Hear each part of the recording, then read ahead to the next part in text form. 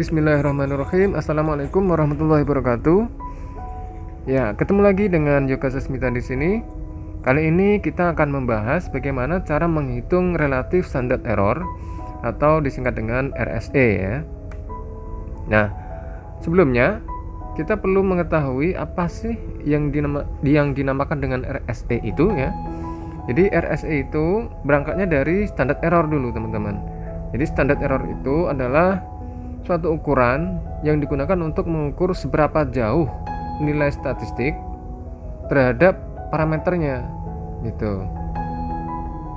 Nah, jika standard error dibagi dengan nilai statistiknya dan kemudian diekspresikan dalam bentuk persentase, maka itulah RSE atau relative standard error.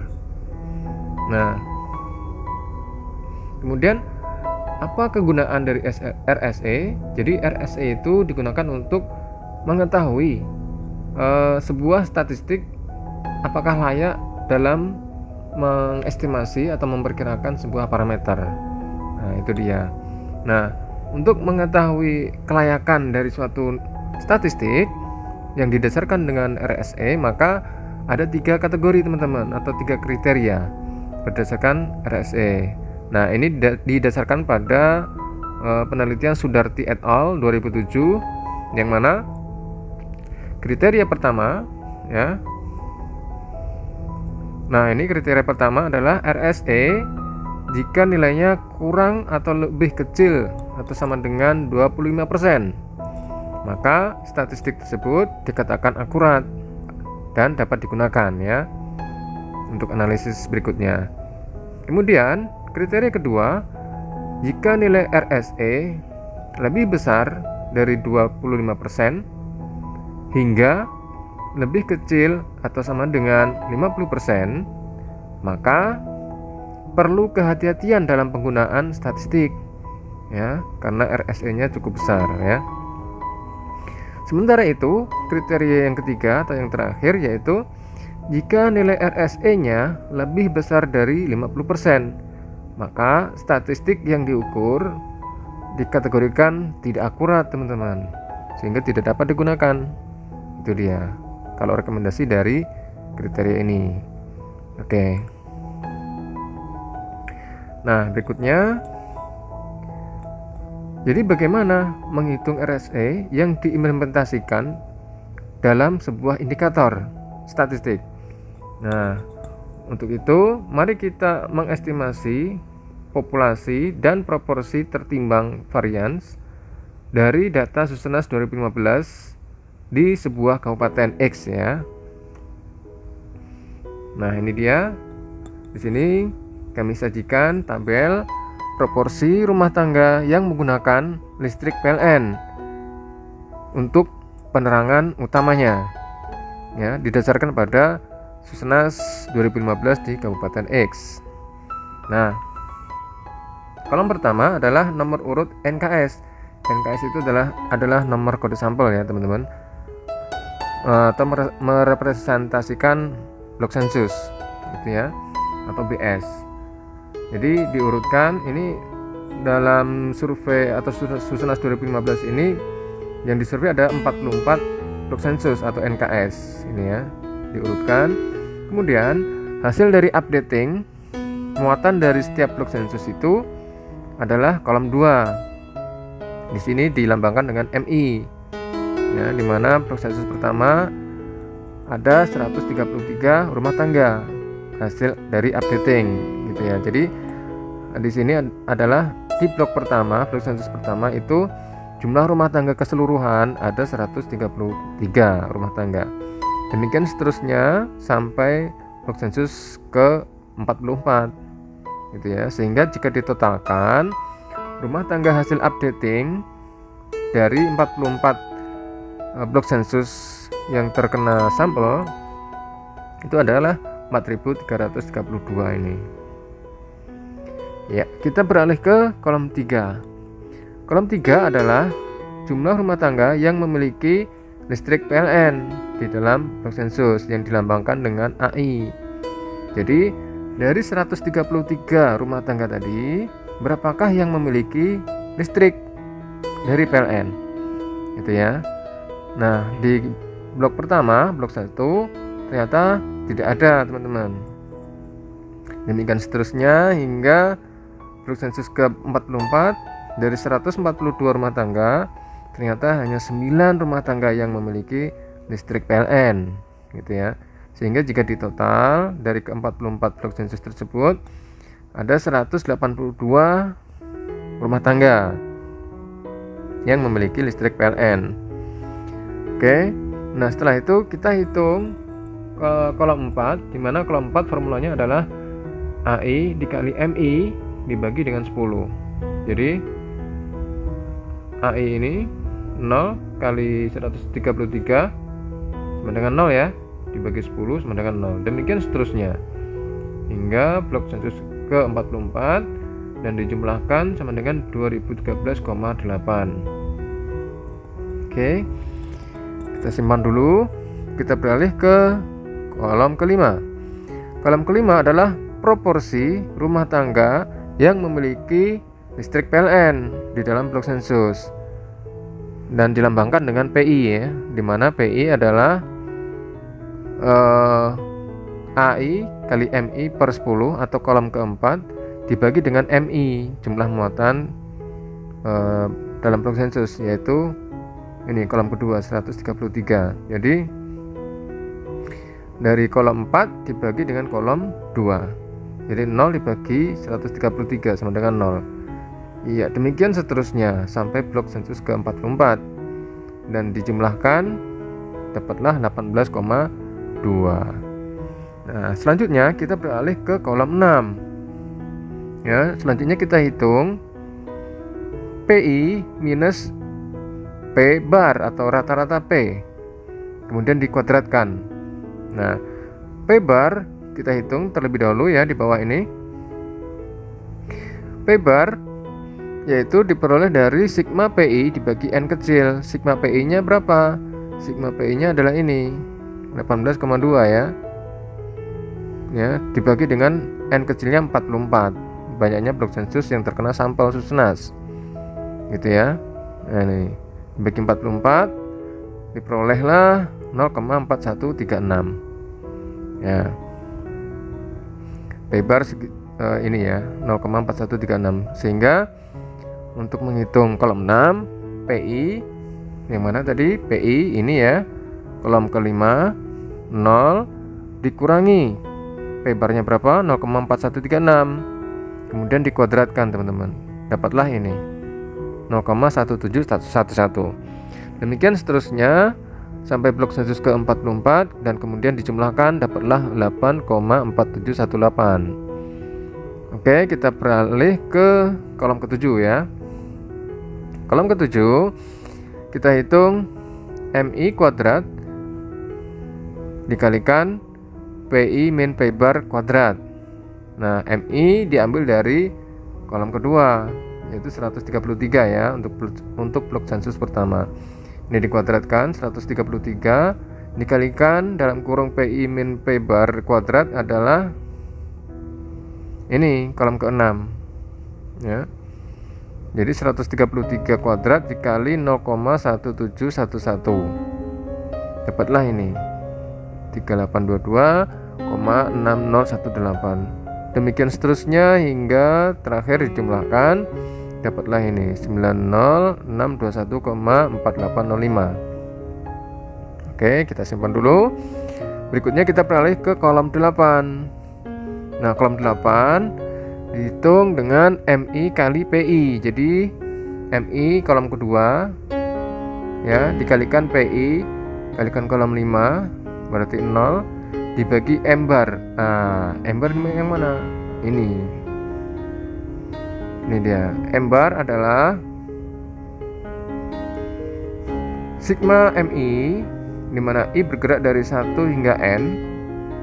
Nah, dibagi dengan N besar.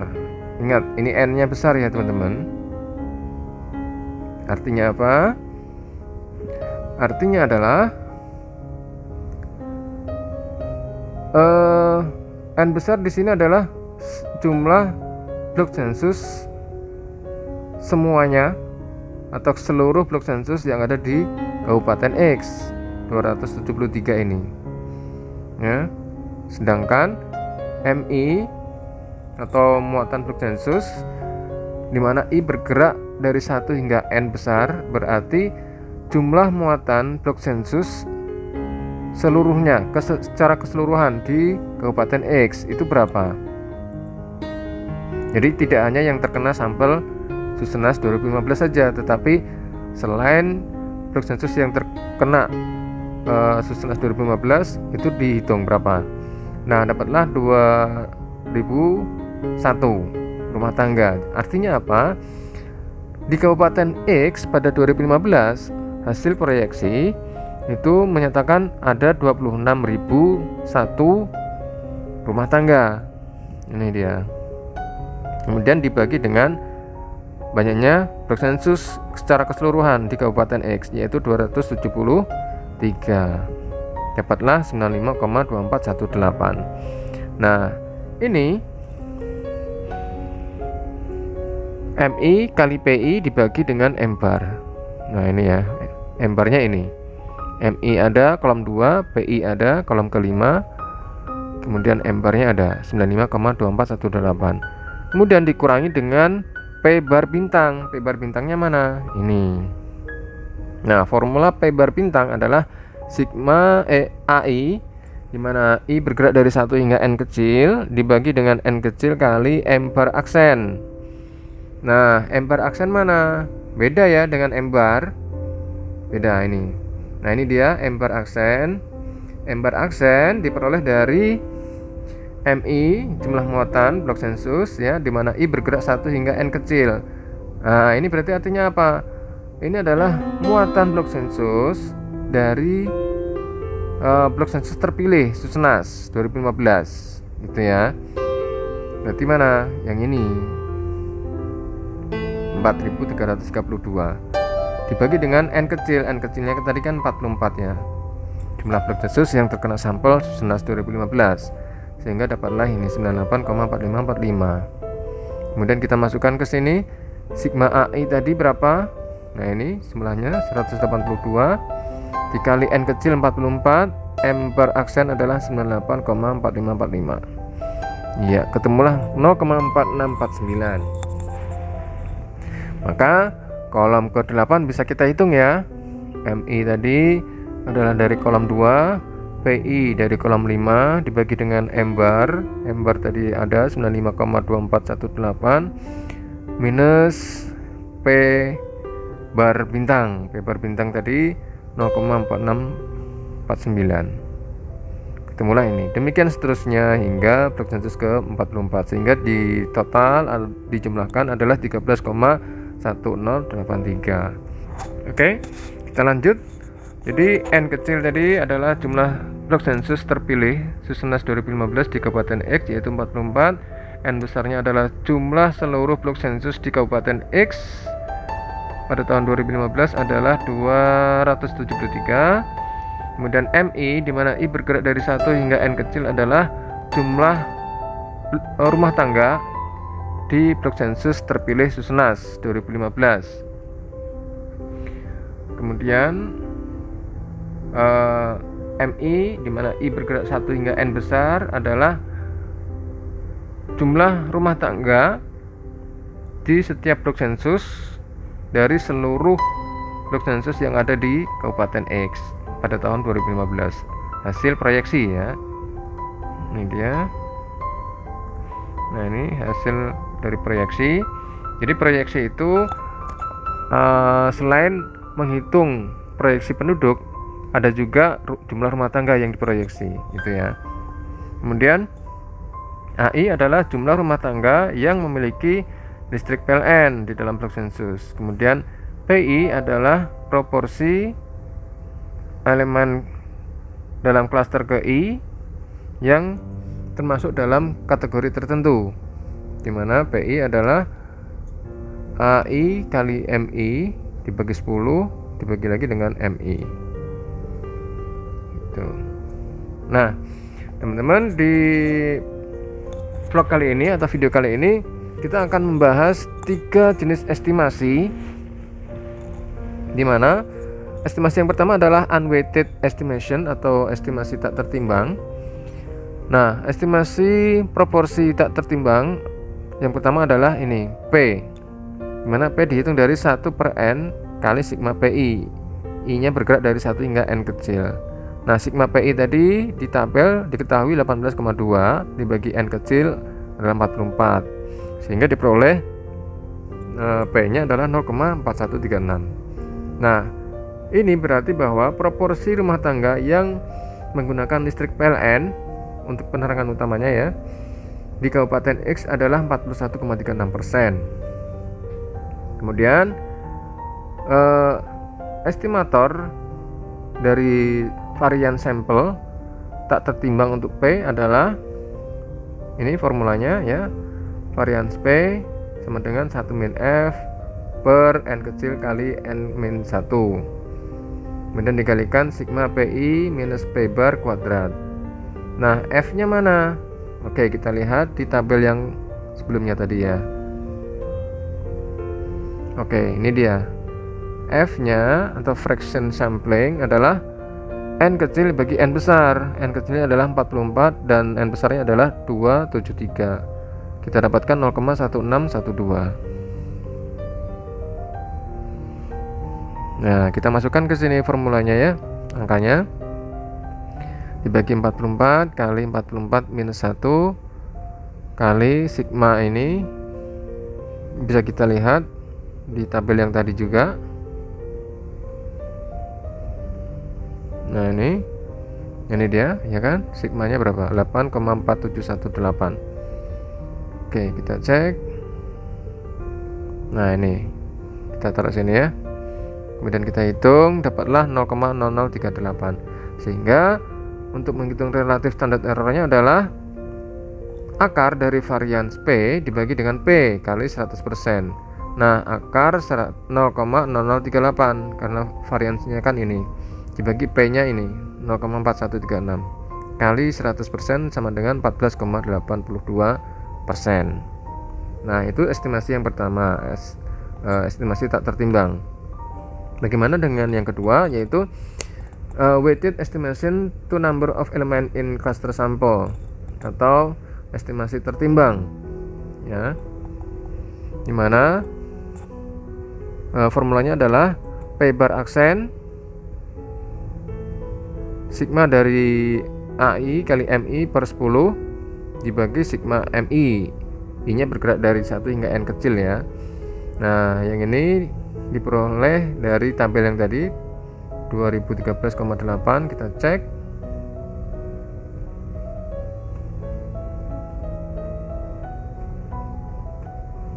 Oke. Nah, ini AI kali MI per 10 dijumlahkan ini 2013,8. Kemudian sigma MI nya tadi ini 4332 ya. Total hasil updating atau jumlah rumah tangga pada blok sensus terpilih Susenas 2015, sehingga ketemulah 0,4649. Nah, angka ini berarti bahwa proporsi rumah tangga yang menggunakan listrik PLN di Kabupaten X adalah 46,49%. Gitu.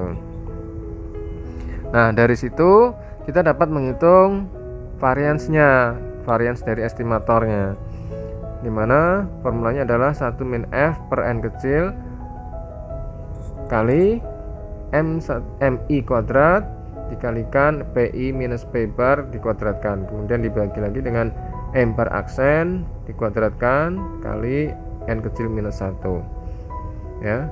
1 min F nya tadi sudah ada tadi ya, ketemunya ini n kecilnya ini, kemudian yang ini MI nya tadi kan ada ya, dikuadratkan dikalikan ini PI min P bar kuadrat, ketemulah ini 90621,4805. Kemudian M bar aksen tadi ada di slide yang ada tabelnya tadi dikuadratkan, kemudian n kecil minus 1 ini. ketemulah variansnya adalah 0,0041. Sehingga untuk menghitung relatif standard error dapat kita hitung di sini ya, akar dari 00,41 dibagi dengan P-nya, P aksennya, ini 0,4649, ketemulah 13,85%. Oke, kita sudah dapat RSE untuk estimator yang kedua ya, yaitu yang tertimbang ya. Oke, kita lanjutkan ke estimator yang ketiga, yaitu estimasi tertimbang terhadap rata-rata jumlah elemen per klaster dalam sampel populasi ya.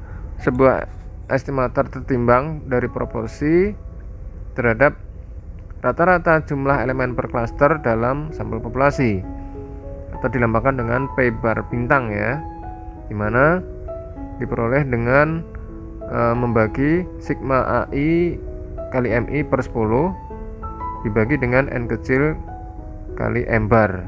Nah, tadi sudah didapatkan di tabel sebelumnya, di slide sebelumnya, yaitu 2013,8 dibagi N kecilnya 44 dan M barnya adalah 98,4545. Didapatlah 0,4649. Nah, angka ini berarti bahwa proporsi rumah tangga yang menggunakan listrik PLN di Kabupaten X adalah 46,49%.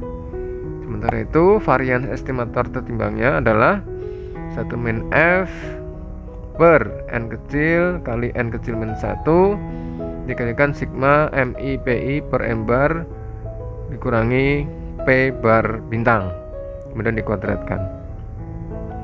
Oke, F-nya tadi sudah diketahui, maka bisa dihitung 1 minus 0,1612 dibagi 44 dikali 44 kurangi 1 dikalikan 13,1083. Ini sudah dihitung tadi ya sebelumnya ya, di tabel sebelumnya yang di kolom terakhir ya, 13,1083, sehingga didapatlah 0,0058. Nah, sehingga dapat dihitung relatif standar errornya, yaitu akar dari variansinya berapa? 0,0058 dibagi dengan proporsinya, yaitu 0,4649. Ini diambil dari sini dikalikan 100%, dapatlah 16,40%. Oke, kita dapatkan 3 estimasi yang berbeda tadi ya.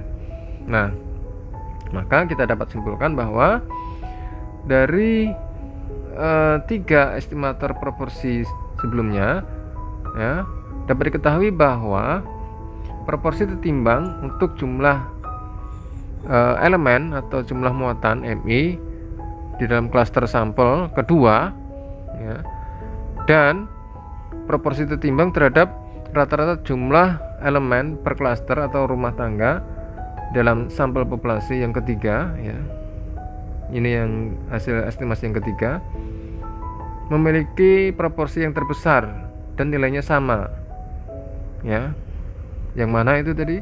Kita lihat yang ini ya, 0,4649 atau 46,49%, sama dengan yang kedua, estimasi yang kedua. Ini dia 0,4649. Ini ya, sama hasilnya. Oke, kita kembali ke kesimpulan. Nah, yang kedua adalah dari 3 estimator sebelumnya, sampling variance untuk P 1 sampai 3 dapat diketahui bahwa varians terkecil adalah varians tak tertimbang atau yang pertama, estimator yang pertama. Kita cek. Ya, ini yang ketiga, yaitu 0,58 variansnya. Sementara itu yang kedua berapa? 0,0041. Ini yang kedua. Sedangkan yang pertama ini 0,0038. Ini yang paling kecil ya. Jadi 0,38, 0,41 dan 0,58. Itu variansnya yang paling kecil adalah yang pertama. Kemudian tidak satu pun dari 3 estimator RSE di atas yang melebihi dari 25%. Sebagai tambahan, itu dapat diketahui bahwa RSE yang terkecil adalah RSE tertimbang, ya, dimana jumlah elemennya dalam klaster sampel yang kedua. Itu RSE yang terkecil adalah estimasi yang kedua, ya. Nah, ini yang terakhir ya, estimasi ketiga adalah 16,40%. Kita lihat yang kedua adalah 13,85%. Ini yang tertimbang ya, atau yang kedua. Dan yang pertama RSE-nya adalah 14,82% yang tak tertimbang. Sehingga dapat disimpulkan bahwa estimasi yang kedua, RSE yang kedua, di mana estimasi tertimbangnya yang terkecil 13,85%. Itu ya. Jadi dari ketiga RSE ini tidak ada satupun yang melebihi dari 25%. Itu maksudnya begitu. Sehingga bisa dikatakan indikator yang kita hitung tadi itu cukup akurat gitu. Kemudian hasil dari updating rumah tangga merupakan atau faktor penting untuk menentukan indikator layak atau tidak dalam mengestimasi suatu nilai statistik dari suatu parameternya. Itu dia.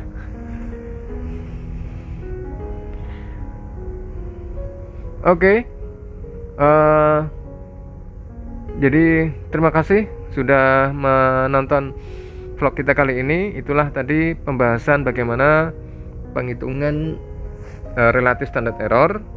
Terima kasih sudah menonton video kita kali ini, semoga bermanfaat buat teman-teman. Sekali lagi kita ingatkan, jangan lupa klik tombol like jika teman-teman menyukai video ini, dan juga share serta subscribe-nya ditunggu ya. Terima kasih buat yang sudah subscribe. Terima kasih atas perhatian teman-teman. Assalamualaikum warahmatullahi wabarakatuh.